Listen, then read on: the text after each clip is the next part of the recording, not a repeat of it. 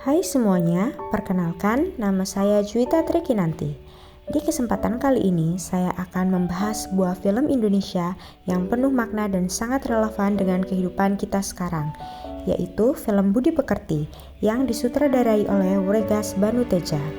Film ini bukan tentang sekedar hiburan, tapi juga mengajak kita untuk merenungkan bagaimana kekuatan media sosial bisa mengubah hidup seseorang, hanya karena satu video yang viral. Film Budi Pekerti menceritakan tentang Ibu Prani Widyastuti, seorang guru bimbingan konseling yang dikenal tegas dan jujur di sekolahnya. Ibu Prani diperankan oleh Syaina Febrianti, dan ia adalah sosok ibu yang berusaha mendidik anak-anaknya dengan disiplin dan nilai moral yang kuat. Namun, semuanya berubah ketika Ibu Prani terlibat pertengkaran di tempat umum, dan kejadian itu direkam oleh seseorang lalu diunggah ke media sosial. Video itu menjadi viral dan disalahartikan oleh banyak orang. Sejak saat itu, reputasi Ibu Prani sebagai guru dan sosok ibu mulai runtuh. Keluarganya ikut terkena imbas. Film ini menggambarkan dengan sangat nyata bagaimana dunia digital bisa menjadi tempat penghakiman tanpa kebenaran yang jelas. Menurut saya, film Budi Pekerti memiliki banyak kelebihan. Pertama, ceritanya sangat relevan dengan kehidupan masyarakat sekarang. Kita semua hidup di era media sosial, di mana satu kesalahan kecil bisa sangat mudah disebarkan dan dihakimi banyak orang. Film ini membuat kita sadar bahwa viral tidak selalu berarti benar. Kedua, akting para pemain yang sangat kuat dan sangat natural. Anggraini Kusuma Mastuti berhasil memerankan sosok Ibu Prani dengan emosi yang dalam. Kita bisa merasakan marah, kecewa, dan sedihnya sebagai seorang ibu yang kehilangan kehormatan karena salah paham publik. Peran anak-anaknya juga terasa hidup dan realistis. Ketiga, peran moralnya sangat kuat. Film ini mengingatkan kita untuk tidak cepat menilai orang lain hanya dari potongan video atau komentar di media sosial. Ia juga mengajarkan pentingnya empati dan bijak dalam bermedia digital. Tetapi, setiap film pasti memiliki kekurangan dan kelebihannya masing-masing. Meskipun sangat bagus, film Budi Pekerti tetap memiliki beberapa kekurangan. Yang pertama, alur ceritanya agak lambat di bagian tengah.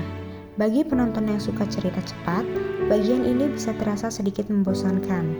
Kedua, beberapa karakter pendukung kurang dikembangkan, padahal mereka punya potensi untuk memperkaya cerita, seperti teman-teman Ibu Prani atau murid-murid di sekolahnya. Dan yang ketiga, akhir film terasa menggantung.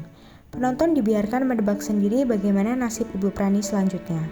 Tapi mungkin hal ini memang sengaja dibuat agar kita berpikir dan mengambil pelajaran sendiri. Kalau menurut saya pribadi, Budi Pekerti adalah film yang sangat menginspirasi dan membuka mata.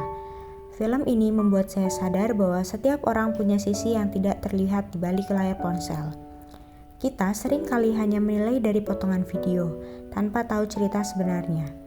Film ini juga mengajarkan bahwa Budi Pekerti bukan hanya soal sopan santun di dunia nyata, tapi juga etika dalam dunia digital. Bagaimana kita berkomentar, membagikan cerita, dan memperlakukan orang lain. Semua itu mencerminkan karakter kita. Jadi kesimpulannya adalah, film Budi Pekerti adalah film yang tidak hanya menyentuh hati, tapi juga membuat kita lebih berhati-hati dalam bermedia sosial. Kelebihannya ada pada pesan moral dan akting yang kuat, sedangkan kekurangannya hanya di tempo cerita yang agak lambat. Tapi secara keseluruhan, film ini sangat layak ditonton dan direnungkan oleh semua kalangan. Terima kasih sudah mendengarkan review saya. Semoga kita semua bisa menjadi pengguna sosial media yang lebih bijak. Dan tentu saja tetap memiliki budi pekerti dalam setiap tindakan kita. Setelah melihat dan menonton review ini, apakah kalian semua masih tertarik untuk menonton film Budi Pekerti? Sampai jumpa di podcast berikutnya untuk membahas film-film atau novel selanjutnya. Saya ucapkan terima kasih dan sampai jumpa.